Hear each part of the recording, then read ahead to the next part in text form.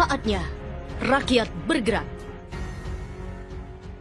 Sinyal elemen masuknya ribuan senjata ilegal ke dalam kompleks PT Indonesia Morowali Industrial Park, Sulawesi Tengah patut mendapat penanganan sungguh-sungguh dari pemerintah. Ironisnya, sejak awal-awal laporan dan informasi dari berbagai pihak tak pernah digubris, bahkan dinilai kecurigaan yang berlebihan. Aturan ketat dari pihak perusahaan asing mengakibatkan pribumi tidak bisa masuk menjamah buminya sendiri. Surat terbuka dari salah satu warga Morowali yang tentunya mewakili warga-warga lainnya yang ditujukan kepada KSP Muldoko selayaknya menjadi pemantik pemerintah untuk bertindak, meskipun sebelumnya sulit untuk dipercaya. Jika diprediksi sejak awal, bersamaan datangnya para pendatang Cina yang berperawakan layaknya ciri-ciri badan tentara, tidak menutup kemungkinan senjata-senjata ilegal ditata dan dipaket rapi mirip alat kerja. Dikaitkan era sebelum gerakan G30 SPKI yang dijanjikan akan dipasok sebanyak 5.000 pucuk senjata secara gratis dari Cina, cukup membuat bulu kuduk kita berdiri tegak.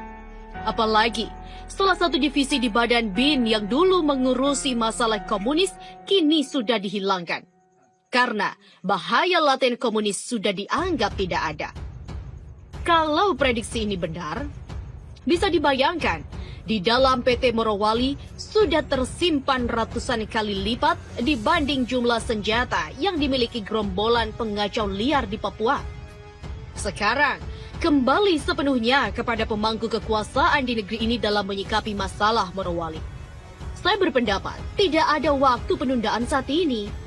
Pencegahan lebih baik dari penindakan. Beberapa kali saya melaksanakan operasi militer.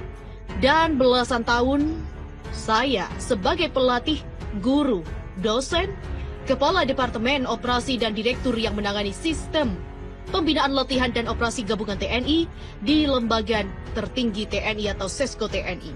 Selayaknya, saya percaya kepada kehebatan adik-adik saat ini yang secara langsung atau tidak langsung pernah saya latih dan saya bimbing, kini telah memiliki kemampuan lebih tinggi.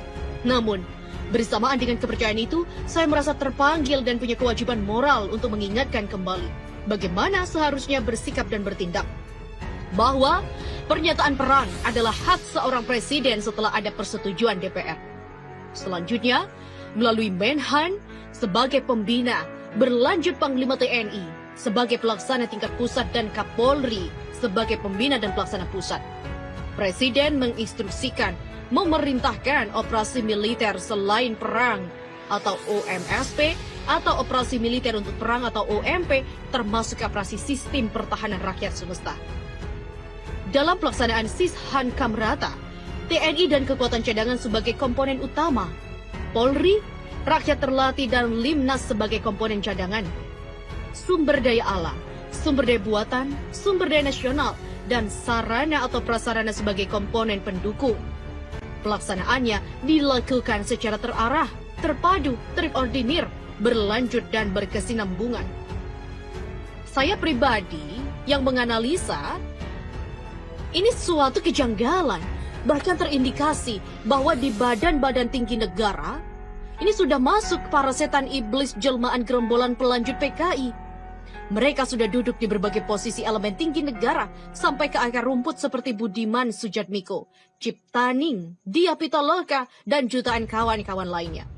Mereka terus-menerus berupaya menggembosi Pancasila, agama, dan umat Islam di Indonesia khususnya dengan berbagai cara.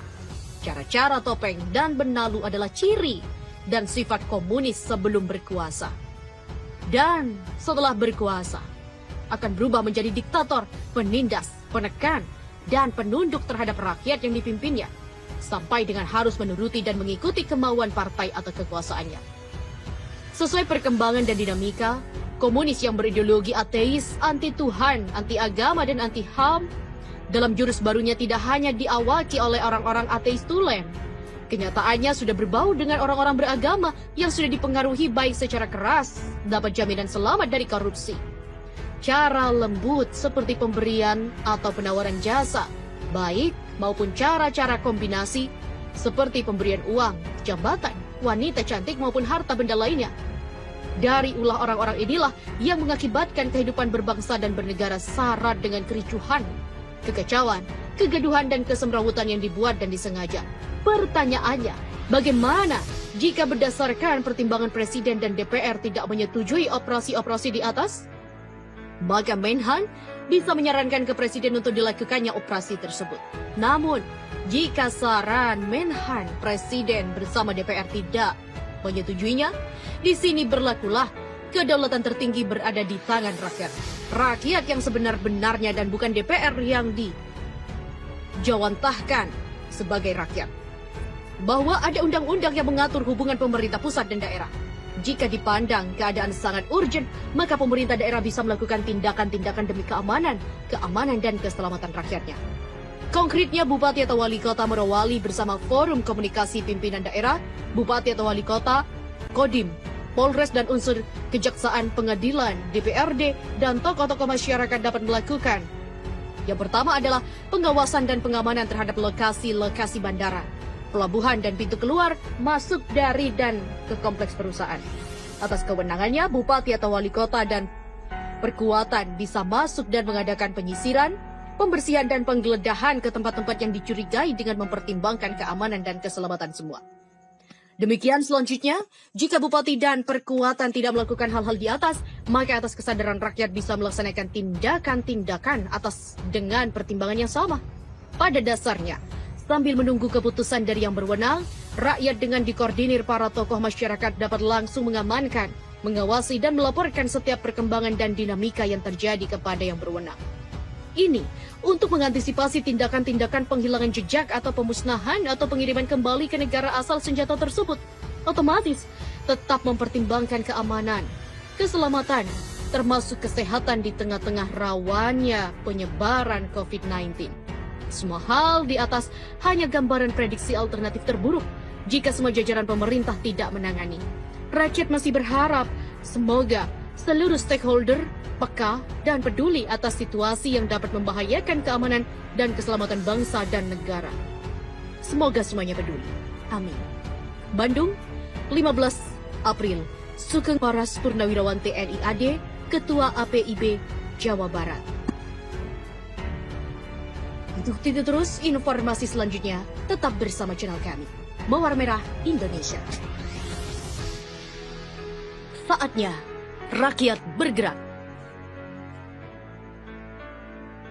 Kembali Mawar Merah Indonesia hadir untuk Anda dengan informasi terkini yang ada di Indonesia.